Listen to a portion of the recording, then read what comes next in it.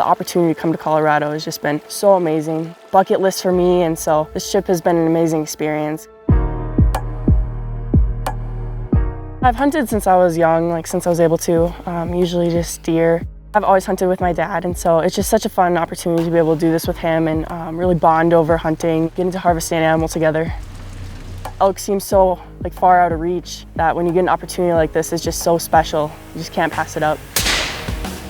I had never been elk hunting before, so I knew that elk hunting was going to be quite different, but I had no idea what to expect. And so there was a lot of new situations for us. Definitely shooting on the ranch and right before the hunt definitely helped. Get some shooting under my belt for the day and in the atmosphere and the conditions.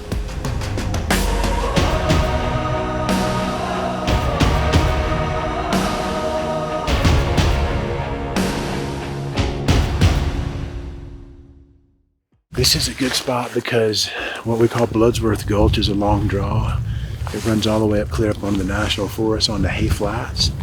And it's the main artery for the elk to enter and exit the ranch. So when they start migrating, they typically come down Bloodsworth Gulch. You can tell they're almost programmed to do it after centuries of doing the same thing.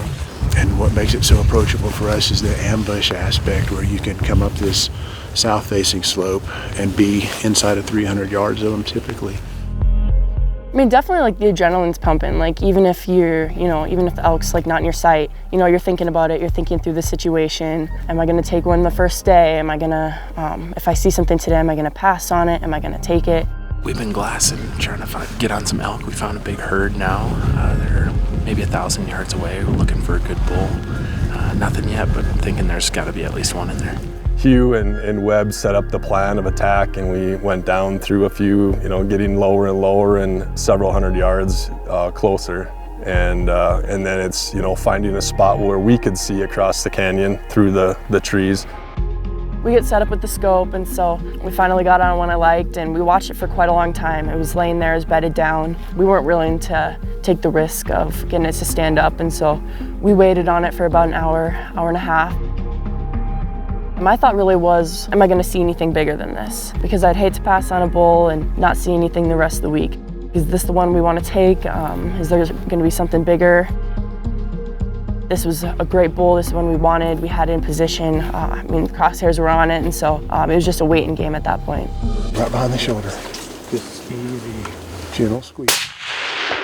Drilled him. Reload. Great shot.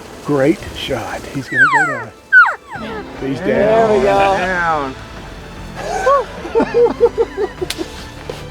It was a big relief. We were sitting in the rain, we were cold, and just to be able to see that thing tumble down the hill was just so worth it. That time we had spent watching this bull was worth it, and it paid off.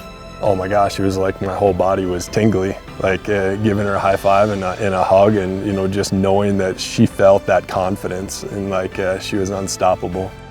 She is an amazing girl. She is tough and she is very strong, and I had confidence in her setting up to take the shot, and she's just so calm and collected and smooth.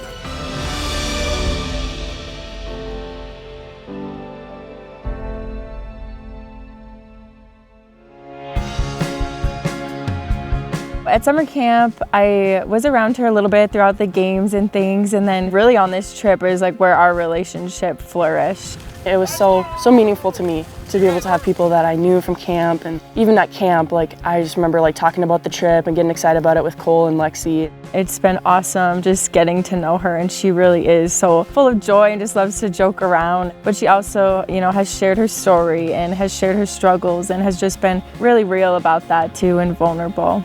In October 2021, I was diagnosed with Hodgkin's lymphoma. And so with that, I did 8 rounds of chemo, did radiation at Mayo. It's just a big shift in your perspective, going to class and going to practice to going to the hospital, getting treatment. And so it's definitely just a different perspective of life. Going through cancer treatment and even recovering from that is very challenging, and being able to just be out in God's country and out in the wild is just peaceful, is just free. Being able to see the sights from Minnesota and North Dakota compared to Colorado, this is absolutely beautiful. We've not seen anything like this before.